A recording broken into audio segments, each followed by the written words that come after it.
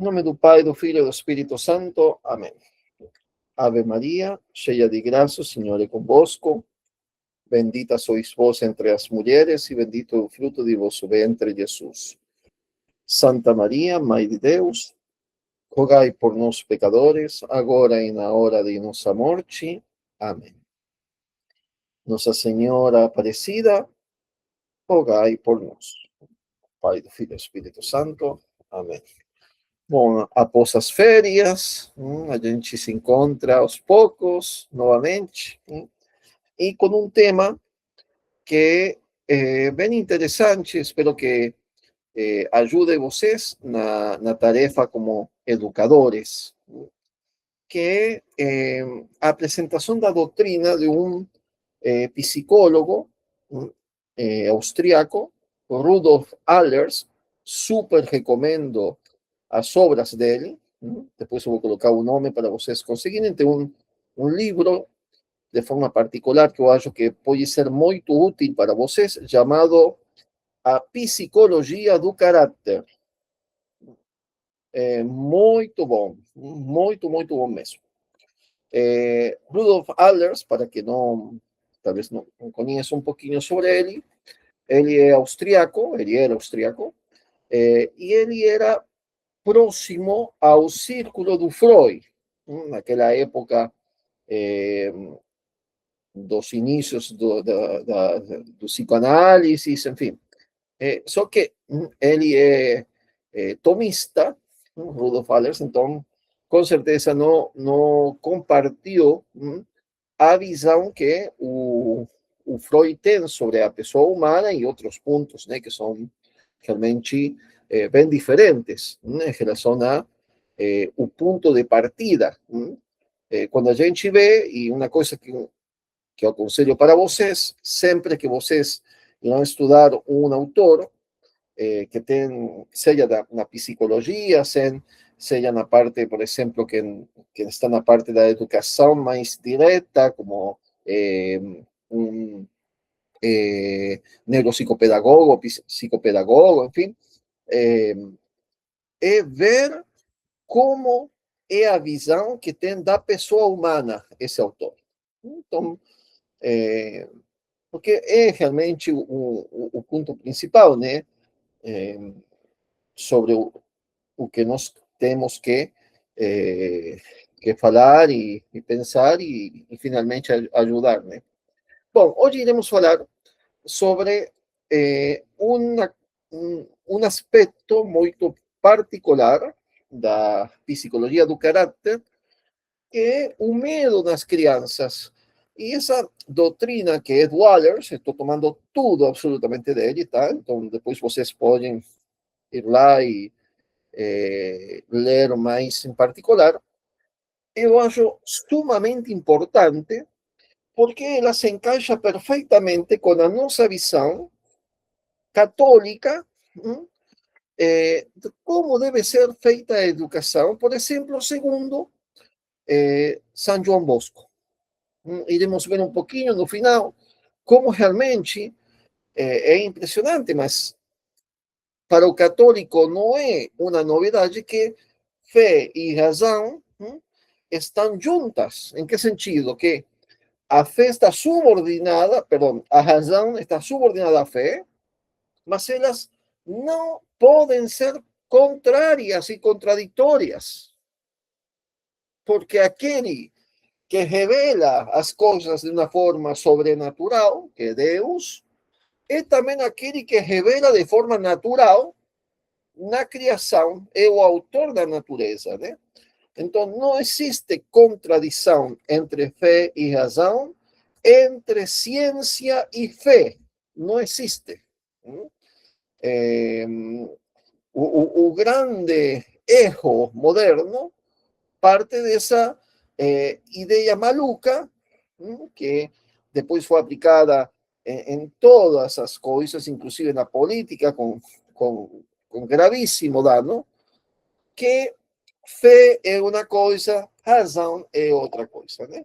E é próprio de uma visão que tem uma origem protestante.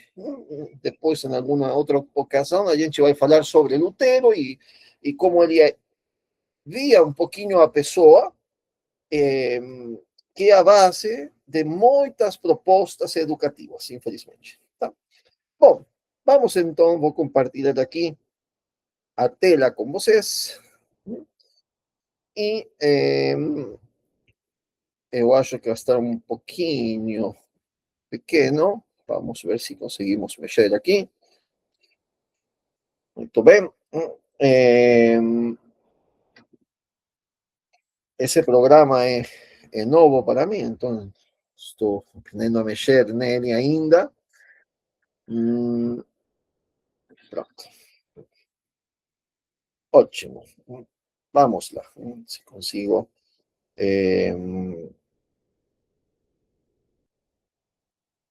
Perfeito. Então,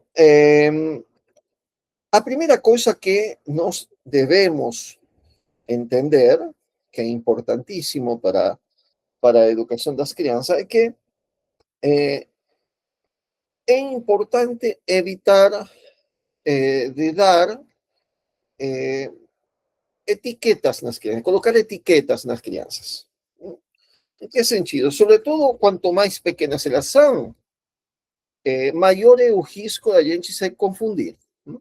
Então, por exemplo, quando a gente vai falar de temperamentos, como iremos falar na próxima aula, sobre os temperamentos das crianças, nós devemos evitar e devemos partir desse conhecimento que temos e que o Wallace coloca de uma forma bem forte, e é que a criança ela é reativa. O que quer dizer? Que o comportamento das crianças, e isso se aplica também a seus filhos, por exemplo, é um comportamento que tem que ver muito com o ambiente em que a criança está. Então, é uma reação, geralmente. Por isso que é muito difícil, não é impossível, mas é muito difícil, e quanto mais pequenas são as crianças, maior a dificuldade de conseguir chegar com uma certeza, do ponto de vista de um professor, por exemplo, em que temperamento tem uma criança. Não é impossível com observação, com a gente até pode, mas as possibilidades de errar no início são muitas. Então, a gente deve ter muito cuidado com colocar etiquetas nas crianças, mesmo que seja com boa intenção, porque o comportamento que nós vemos geralmente é um comportamento que é de origem reativa. Quer dizer, como a criança se sente, assim ela se expressa. Então, por exemplo, uma criança que se sente insegura, ela vai se manifestar tímida. Por quê? Porque insegura em que sentido? Que talvez não conhece ninguém. Primeiro dia na sala de aula, você tem experiência, que nem professor. Então, ela se manifesta tímidamente, mas veremos que na maioria dos casos, né, quando falamos do medo, é um medo motor dos desafios educativos que nós temos. Já chegaremos nesse ponto. Mas a primeira coisa que quero ressaltar é isso. O Rudolf Allers, ele diz, tem-se a impressão de que não há uma propriedade, um traço de caráter que não pudesse, em última análise, ter uma origem reativa. Então, por que isso é importante? Porque parte essencial da nossa função educativa é fazer com que a criança se sinta segura. É importantíssimo para o desenvolvimento da criança. Ela se sente segura quando tem um pai presente na família, por exemplo, e um pai que é mais ou menos normal, estou falando, né? Porque se o pai é um pai que bebe, que bate na mãe, que insulta, que xinga a mãe, então, evidentemente que, que não será segurança o que essa criança irá ter. Né? Mas em uma família bem composta, realmente é a segurança. E se vocês veem, é o que a criança procura de uma forma muito notória se sentir segura. E quando ela não se sente segura, ela apela à segurança da mãe, por exemplo, o colo da mãe ou o colo do pai, né? É, quanto mais pequenas elas são, maior é essa insegurança. Esse é o princípio que a gente vai lembrando. Bom, primeira coisa, então, muitas das coisas que nós vemos na criança são coisas que são reativas, a maioria delas, né? Então, é preciso não rotular a criança, por exemplo, de preguiçosa ou de tímida, porque são comportamentos reativos ao ambiente na qual essa criança se encontra, tá? Eh, eu acho que uma das coisas, dos erros mais importantes que nós podemos cometer é atribuir, sobretudo quando falamos de coisas negativas, essas coisas negativas ao caráter da criança, como se fossem coisas morais na criança. Por exemplo, uma criança que mente, uma criança que não obedece, e o educador que esquece, então, esse princípio, que é reativa a criança, esquece, então, de procurar a real causa que está fazendo ou produzindo esse comportamento. E se você não procura a causa, você não consegue ajudar a criança. Se essa criança seu aluno, se essa criança seu filho. Por isso que é tão importante esse ponto. A gente vê essa manifestação na conduta da criança e nós devemos, então, Rudolf Allers nos diz, devemos lembrar que é reativo, então devemos procurar a causa que está por detrás. Uma criança que não obedece na sala de aula, que está por detrás? Não é que a criança é ruim. Isso que estou falando, não precisamos não colocar rótulo na criança, sino procurar a causa. Por que ela está obrando? Por que é reativa essa causa? Bom, Allers, ele faz todo um estudo sobre isso. Eu acho muito importante. Por quê? Porque estamos falando de criancinhas e às vezes nós vemos que, inclusive nós, podemos, mesmo no nosso comportamento e na forma que nós tratamos as crianças, ser às vezes duro demais com algumas crianças. Pero o fato é que nós encontramos desafios, porque a criança mente, porque não obedece, porque me desafia na sala de aula, ou é o meu filho que eu falo para sentar e ele não senta, eu falo para comer e ele não come, eu falo para fazer uma coisa e ele não faz. Então eu me sinto desafiado e realmente é um desafio. Vamos ver. Mas a causa disso o educador de verdade é como se fosse um médico da alma da criança. Então, se você é médico e perante um sintoma, você somente se acontenta com dar dipirona para todos os pacientes que você tem, porque a dipirona ajuda para a febre, ajuda.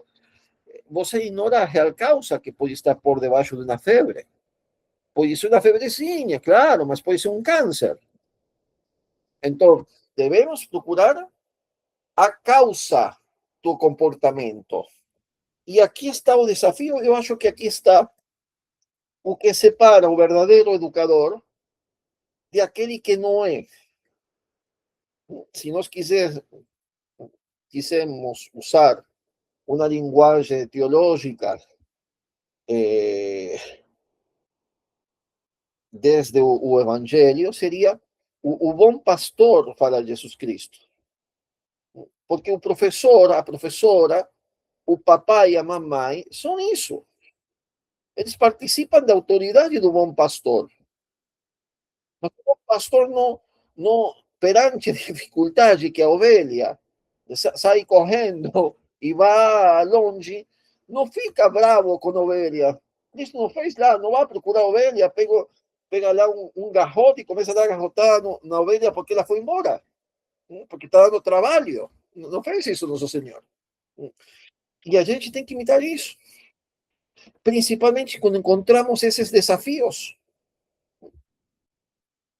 como bom pastor, como a mãe, como pai, como professor. Eu realmente acredito que aqui está a divisão entre um verdadeiro educador e um falso educador, como existe a divisão entre o bom pastor e aquele que é assalariado, simplesmente. Como existen tantos professores assalariados, simplesmente. Não se interessam pela alma das crianças, infelizmente. É,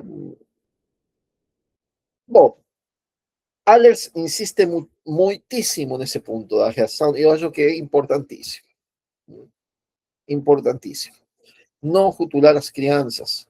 Não coloque um rótulo e falar, bom, esse aqui é assim, pronto, sempre foi assim, sempre foi mentiroso, ele foi sempre preguiçoso, desobediente.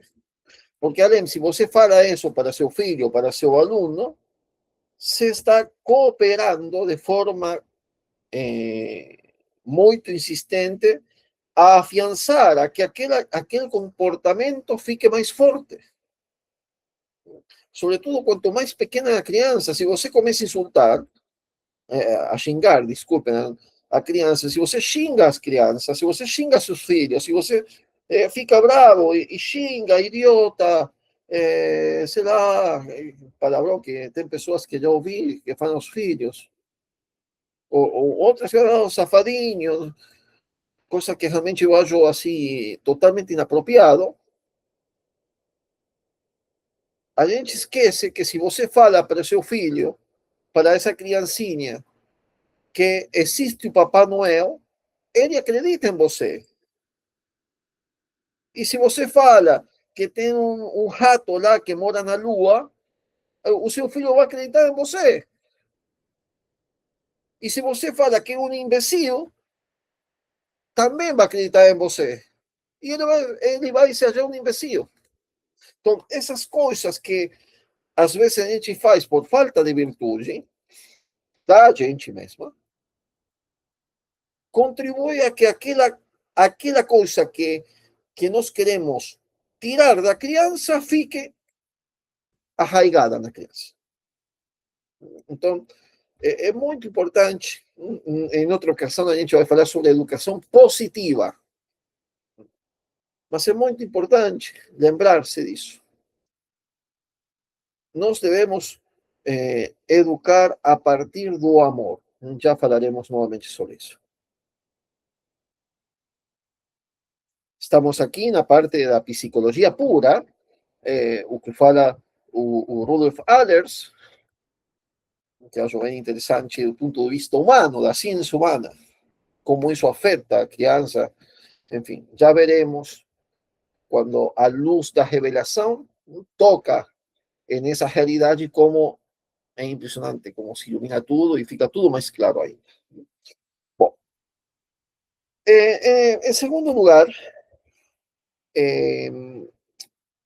o Allers tem uma coisa muito acertada, na minha opinião, que é entender que a emoção, se falarmos em princípios tomistas, seria a paixão, a emoção central é o medo na criança. Pense um momento, vocês.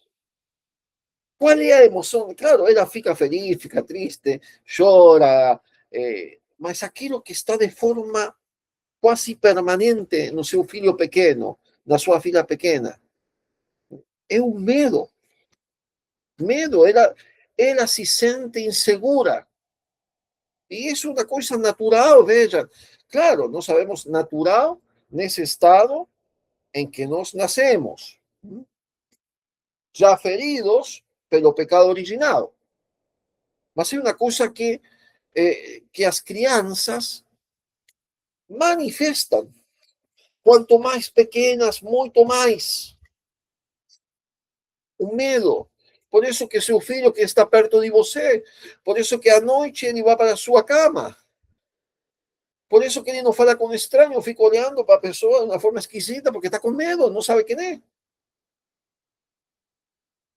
E o medo, que é a emoção central na criança, e veja, estamos falando de emoção, não estamos falando aqui de uma coisa racional, não é que a criança racionaliza o medo, ela não consegue expressar o medo, porque ela não tem essa capacidade de expressar o próprio medo.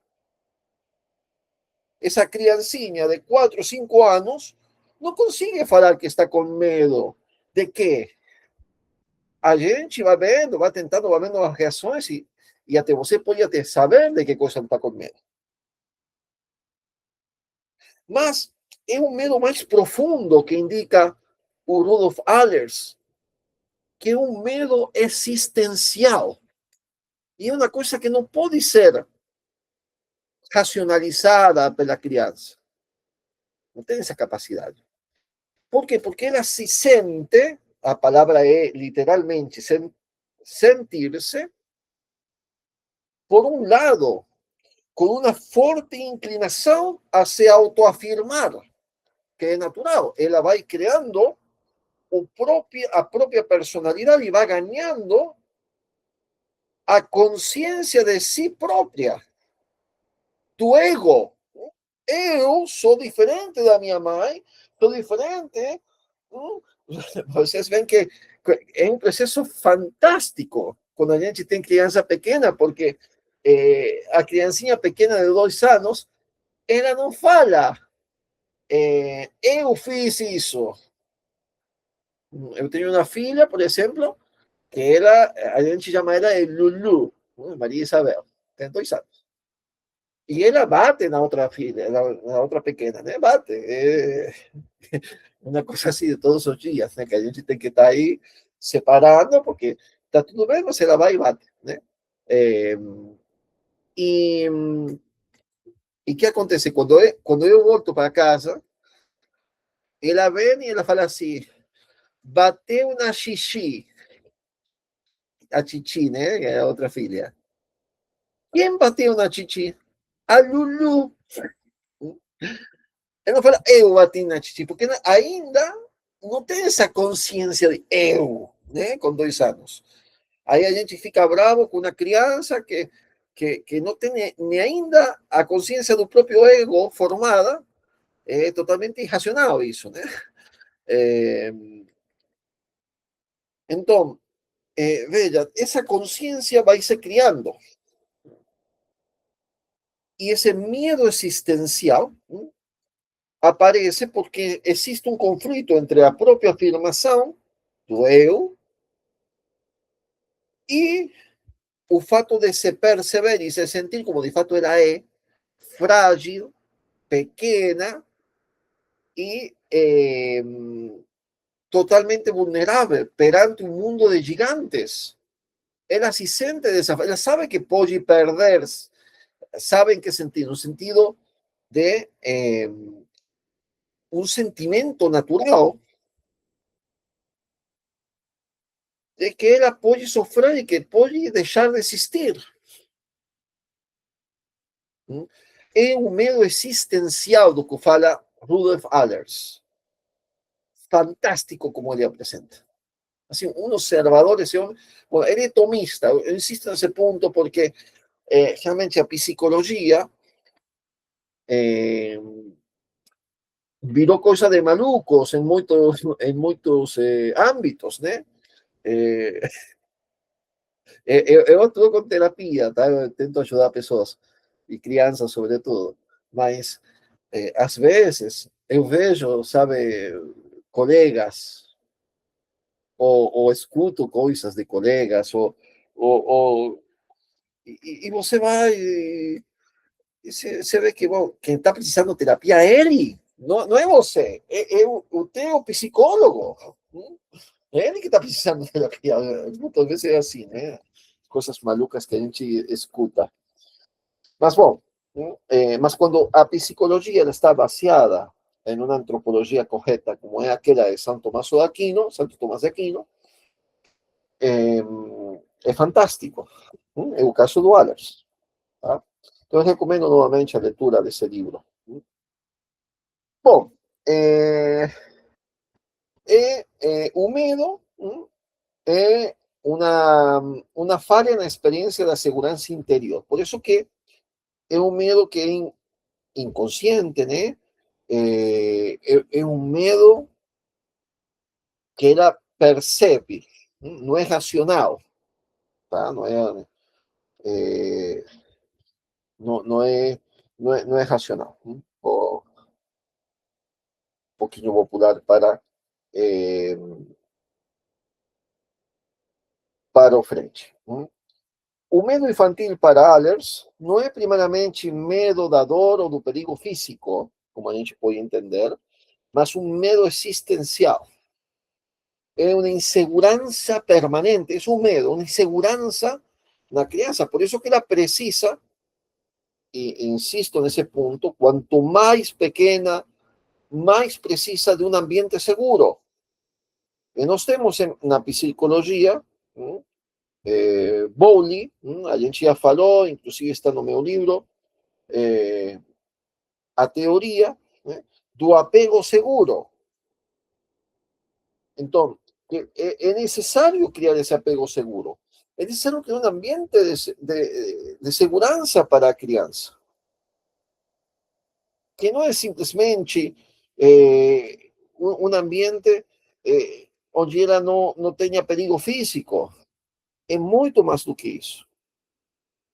É um ambiente, eu vou já pular para frente, que somente o amor é capaz de criar.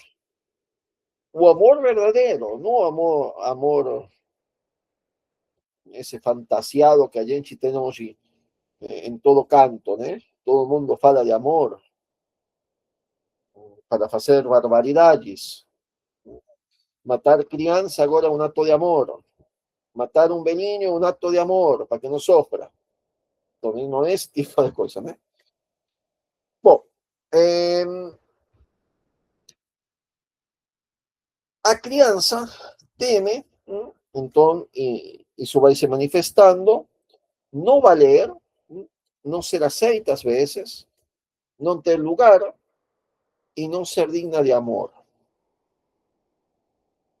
Então, esse medo existencial vai se disfarçando. Ele não se expressa de forma racional nem única, porque é insuportável. Esse medo originário, mas ele vai aparecer na criança de muitas formas. E o que a gente quer ver hoje. Por exemplo, medo do escuro. Ah, bom, é uma coisa normal, sim, a gente sabe que a criança tem medo escuro, a maioria das crianças. Medo de ficar sozinho, medo de errar. Aqui, atenção, que nem professor. Ah, não, é, ela não quer fazer leitura. Fulana não, ela é muito desobediente, não faz leitura. Eu falo para ela fazer a leitura, ela não faz.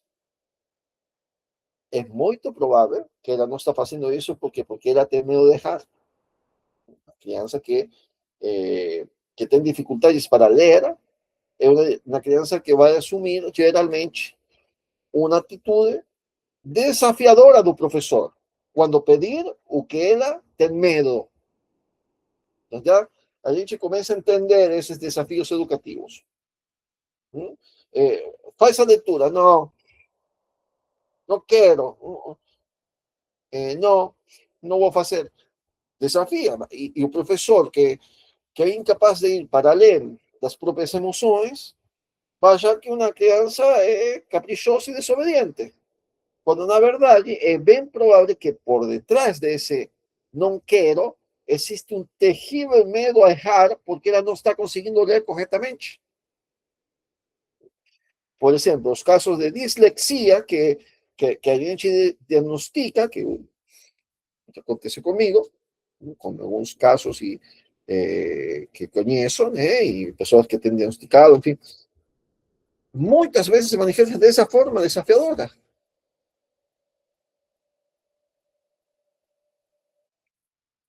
Bom, quais são os erros educativos graves diante do medo?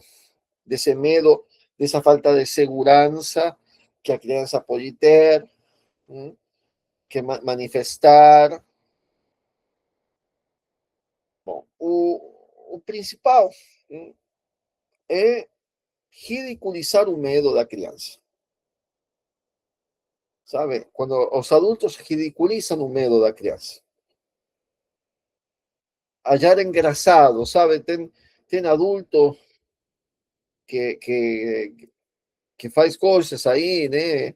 De querer, por exemplo, dar medo na criança. Faz uma piada para a criança, para o filho, né? Para o filho que está com medo da escuridão, ele vai lá e começa a fazer barulho na noite, né? Ou ele coloca alguma fantasia. Bom, tudo isso é um dano tremendo que pode fazer. E o professor quer ridiculizar o medo também, contar histórias inúteis de terror, ou, sobretudo, tentar endurecer a criança pelo medo. ¿En qué sentido endurecer? Que vaya, faz, fica sozinho no quarto, vai ver que não acontece nada, fica sozinho, sem luz. Tá? Aí você vai traumatizar a criança, provavelmente. Bom, o fato é que a gente deve entender que as crianças, eles são, sim, seres vulneráveis, que a gente precisa educar para vencer o medo, e a educação para vencer o medo se baseia, primeiro, num ambiente seguro, de confiança para a criança, segundo, na prática da virtude. Mas não existe uma prática da virtude se não existe um ambiente seguro para a criança. Que ela sabe que papai está aí, que a mamãe está aí, que o professor está aí, que o professor não vai ridiculizar se ela errar e não vai permitir que outros ridiculicem. Então, essas coisas, né, são elementos essenciais para a educação. E lembre-se, quanto mais pequena a criança, quanto mais nova a criança, mais precisa desse afeto e desse ambiente seguro. Por isso que as creches fazem tanto dano nas crianças. Creche para um menino ou uma menina de 1 ano, de 8 meses, é tremendo. Eu sei que talvez aqui tem pessoas que deixam o filho na creche. Eu não estou fazendo um juízo moral, mas estou falando um fato. Por conta do medo que deixa na criança. O fato de se separar da figura do cuidador essencial, que é a mamãe ou o papai. Então, a gente já viu em outras aulas como isso pode ter até um efeito muito nocivo no desenvolvimento cerebral, não unicamente nas partes das emoções, como estamos falando aqui, mas também no desenvolvimento do cérebro da criança, por conta do cortisol, que é um hormônio, e a criança fica intoxicada com um estresse, ou intoxicação por cortisol, como chamam, né? Então, veja, mas a origem é o medo. A origem é o medo. Bom,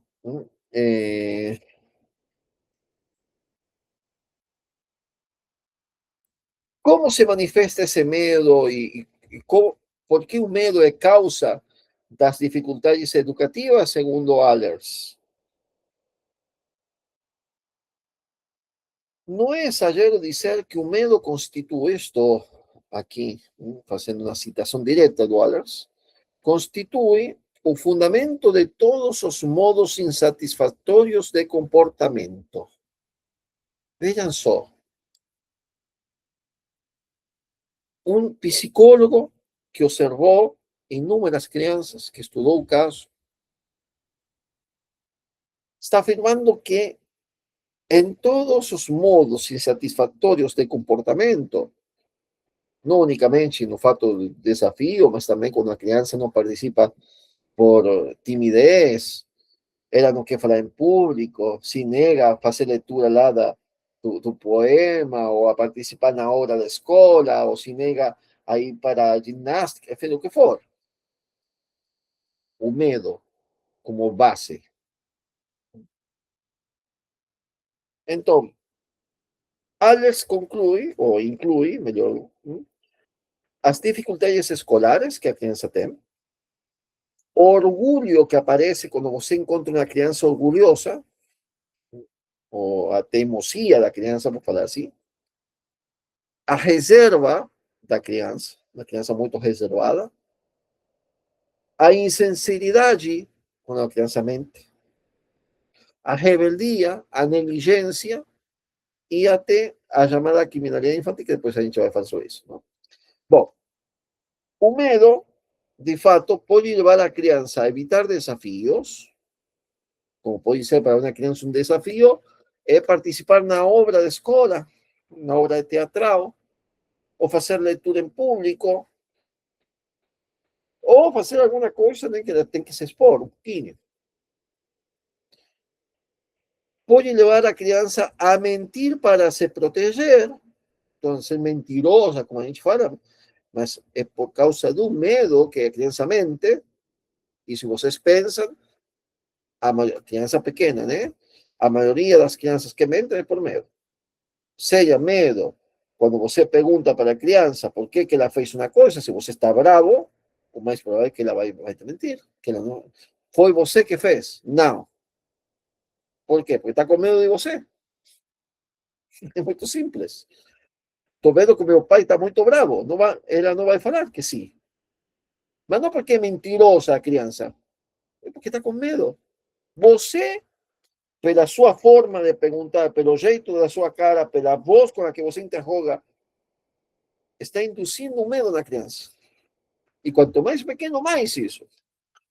É engraçado, às vezes, a gente tem esses casos, né, que duas criancinhas aprontam, aí o papai pergunta, quem é que foi? Foi ele, papai, a menina. Eu não fui, foi ela. E aí quem que está mentindo? Alguém está mentindo, né? Aí o papai fala, tá bom, quem fez isso vai receber um prêmio. Fui eu. Entendeu? Mudou tudo. Deixou de ser mentirosa a criança. Não, porque nunca foi mentirosa. O ponto é isso. Uma criancinha pequena não é mentirosa. Ela mente por medo. Então, o jeito está em como a arte de educar. Por isso que é uma arte educar. Está no fato de, conhecendo isso, o professor conseguir tirar esse medo.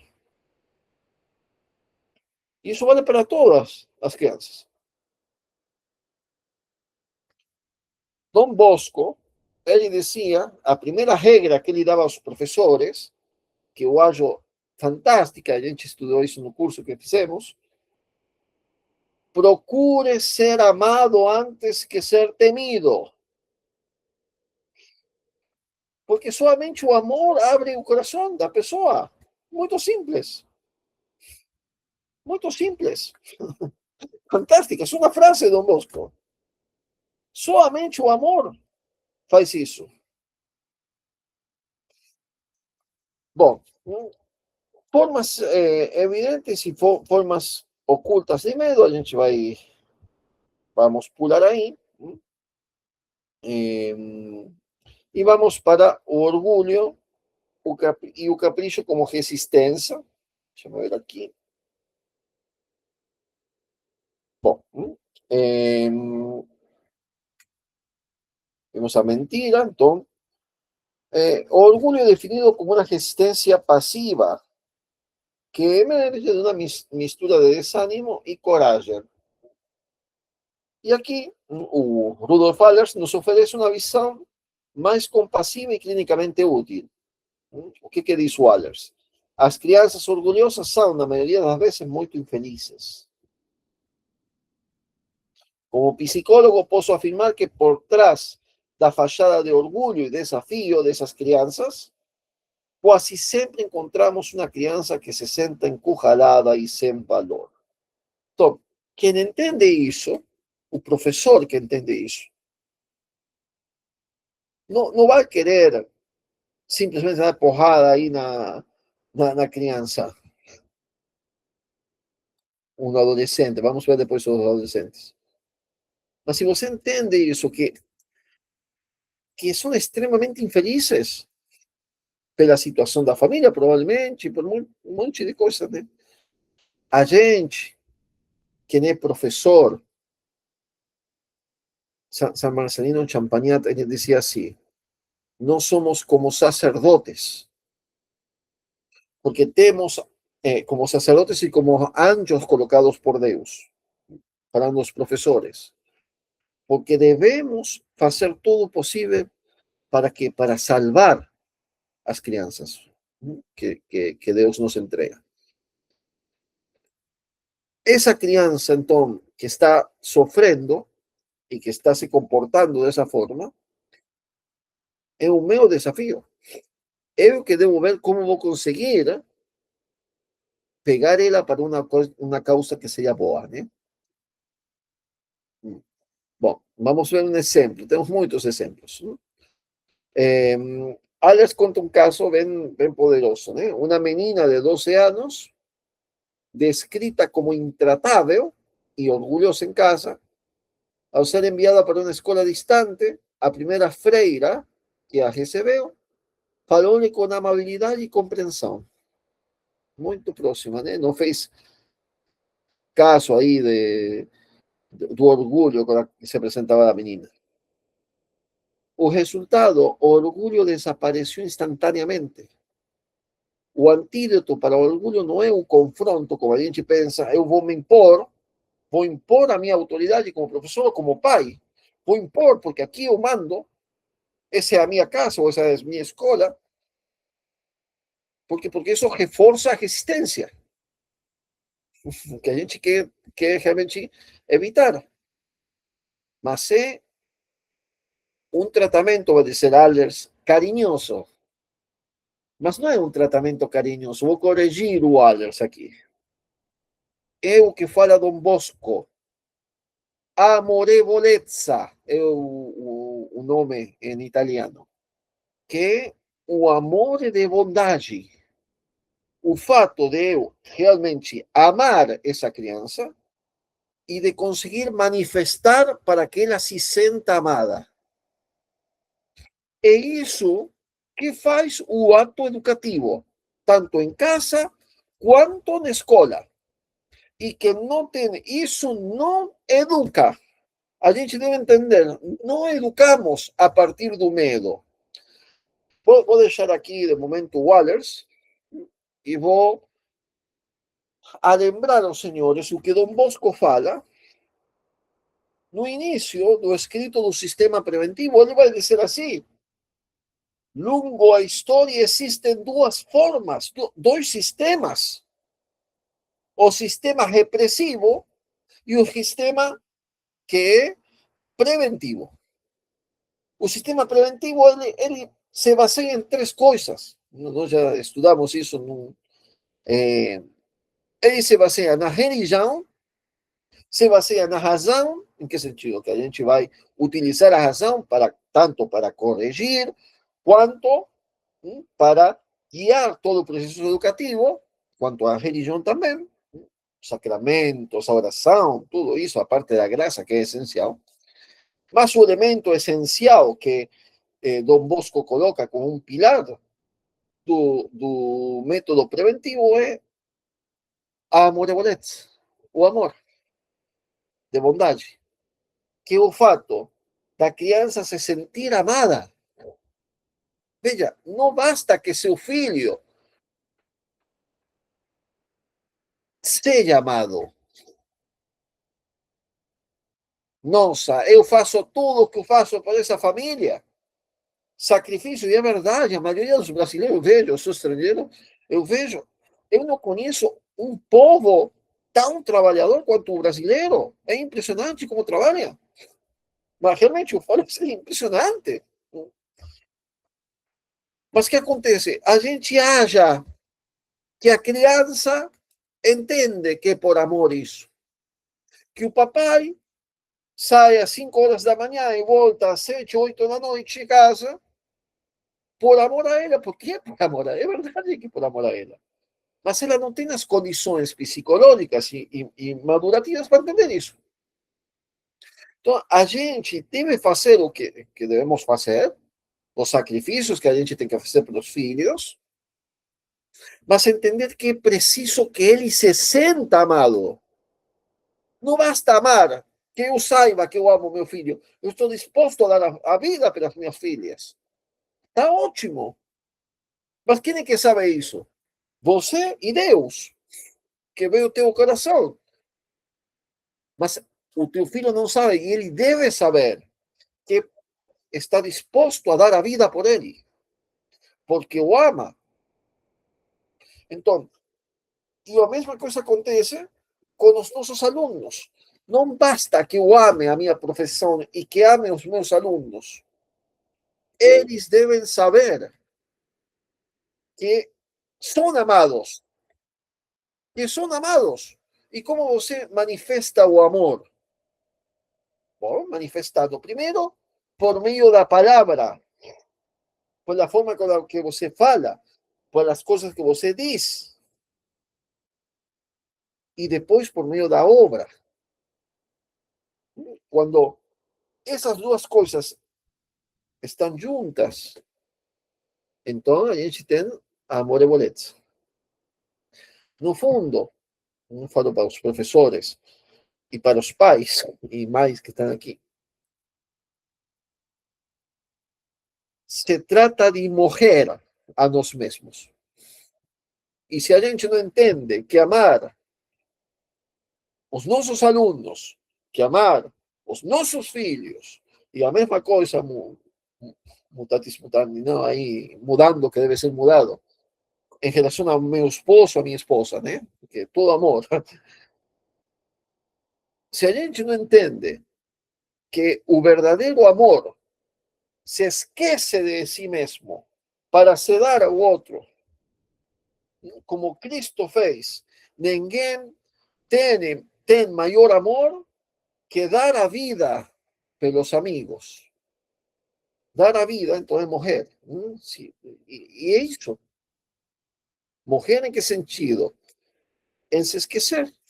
Deixar aqui, gente, a gente tem um contraste com a psicologia moderna, tá? Se você vai para o psicólogo, ele vai falar de afirmação de você deve se colocar em primeiro lugar, você deve, a mulher tem que fazer o próprio projeto de vida, você também. Aqui é muito simples. Eu, como pai, eu, como professor, preciso de dinheiro, sim, para, preciso pegar um salário, tanto dando aula, como for, mas é uma missão. E se eu não entendo que é uma missão, eu não consigo educar. Então, veja, é o amor o que cria um ambiente seguro. Então, por isso que Dom Bosco fala, o sistema repressivo ele não educa. Por quê? Qual é a fonte do sistema repressivo? O temor. Você não educa colocando o temor, porque se você em casa, seu filho, não vê a televisão, não assiste a televisão, porque tem medo de você, porque você vai dar um castigo nele, isso não educa. Não educa. Pode manter a regra, pode manter a ordem externa, mas não educa. Porque quando seu filho tenha a primeira possibilidade de escapar a sua regra, ele vai escapar. Então, o que educa é o amor, é a confiança. Você não pode educar o menino a partir do temor, porque é o temor precisamente um motor das principais dificuldades que o menino tem. Então, a única coisa que contrasta o temor existenciado quando fala a psicologia do Allers, por exemplo, é o amor. É o amor. Então, não quer dizer que não devam existir castigos, não estou falando isso, tá? Estou falando daquela primeira regra do Dom Bosco, sapientíssima regra. Procure ser amado antes do que ser temido. Quando meu filho me ama e ele não faz as coisas para não me deixar chateado, isso é uma coisa. Esse ponto eu consegui. Porque não é por medo. Eu me lembro, por exemplo, a minha experiência como filho, que existiam coisas, quando eu fazia uma coisa errada, e minha mãe ficava muito brava comigo, ela até batia na gente, não? Era assim, como, não é como hoje, não? Era realmente era dura a coisa. Mas, quero dizer, eu com 14 anos, adolescente, já era maior que a minha mãe. Minha mãe era baixinha, assim, brava, mas baixinha. Então, hacía as coisas que eram, sabe, com um sapato, sei lá. Para mim isso não era nada, fisicamente falando, entende? Nada. Mas o que me doía, eu me lembro perfeitamente, era ver a minha mãe desse jeito, entende? É ver a minha mãe desse jeito. Ou, por exemplo, ver minha mãe chorar por uma coisa que eu fiz. E isso sim doía. Não a, se ela batia ou não batia na gente. Então, quero dizer, por quê? Porque uma coisa nunca duvidei da minha vida, que minha mãe me amava. Então, minha mãe não fez curso, não fez um. Como a mamãe de Dom Bosco também não fez um curso de sistema preventivo, né, de virtudes, né, isso aí. Não, eram pessoas de Deus e elas aplicavam as coisas, né, queriam o bem para os filhos porque amavam os filhos. Então, mas é fantástico, já fecho hoje, abro aqui as perguntas, entender como a psicologia se encontra com a fé e como o sistema preventivo de Dom Bosco é atualíssimo, é atualíssimo e é dificilíssimo de ser aplicado. Por quê? Porque existe uma premissa. E qual é a premissa do sistema preventivo? Pai ou professor, se o grau de frumento não morrer, ele não produz fruto. Se a gente não morrer, porque é a condição do amor. É isso que fez Cristo com a igreja, é isso que a gente deve fazer. É muito simples, não tem aí outra coisa. É amor que se deixa ver, como falava a Madre Teresa de Calcuta, né? De Calcutá. A gente deve dar até doer. Isso é o amor. Dar-se até sentir dor, como fez Cristo com a gente. Porque é fácil falar aqui de amor, sabe? E de virtudes. Hoje as virtudes viraram no meio católico uma forma muito boa de marketing, né? Eh, mas que está interessado com a alma das crianças. Entende que sim, é preciso as virtudes. Mas tudo isso pressupõe uma coisa, um ambiente seguro que somente é criado a partir do amor. E o professor, ou o pai, ou a mãe, que quer criar esse ambiente seguro, deve morrer. Em que sentido? As suas prioridades, as suas paixões, os seus interesses. É assim. Então, é, finalmente, essa conferência de hoje eu acho que é mais uma reflexão para a gente, né? Acaba sendo isso, é, que é preciso morrer pelos filhos, morrer pelos nossos alunos, né? É preciso priorizar o outro, realmente priorizar no sentido de dar a afirmação do outro, se doar. Eu sempre penso nas palavras de São Paulo que Cristo amou a igreja e se doou por ela. para purificarla, para hacerla santa, a gente debe hacer isso. Pelos nossos alunos, pelos nossos filhos, pelos nossos esposos, pelas nossas esposas, né?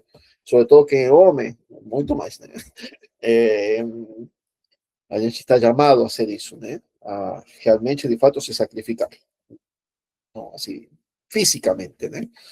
Então, muito bem, pessoal. Espero que tenha ajudado a apresentação do ALERS e aquela lembrança do sistema preventivo.